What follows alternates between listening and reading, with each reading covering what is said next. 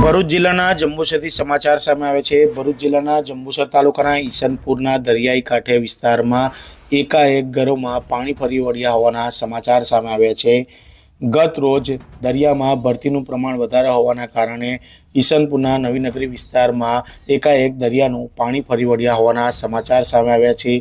30 જેટલા મકાનોમાં પાણી ફરી વળ્યા હોવાના સમાચાર સામે આવ્યા છે। ઘરવકરીમાં પણ ભારે નુકસાન થયું હોવાના સમાચાર સામે આવ્યા છે।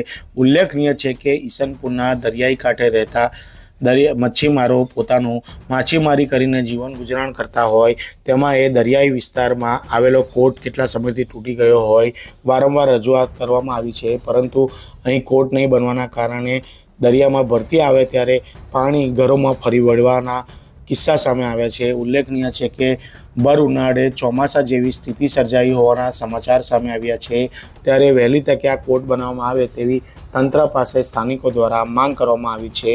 ઉલ્લેખનીય છે કે ગત રોજ કરતાં આજે અખાત્રીજ હોય અને દરિયાનું ભરતીનું પ્રમાણ વધવાનું હોય તેવી ત્યાંના સ્થાનિકો દ્વારા પણ સેવા સતાઈ રહી છે, જેના કારણે આજે ફરીથી એકવાર પાણી ફરી વળે તેવી સંભાવના સેવાઈ રહી છે। ઉલ્લેખનીય છે કે વહેલી તકે તંત્ર દ્વારા આનું નિરાકરણ આવે તેવી સ્થાનિકો દ્વારા માંગ કરવામાં આવી છે। ઉલ્લેખનીય છે કે દરિયા કિનારે રહેતા માછીમારોને ભારે હાલાકી અનુભવવી પડે છે, તેઓને બીજી જગ્યાએ સ્થિત કરવામાં આવે તેવી પણ માંગ કરવામાં આવી છે।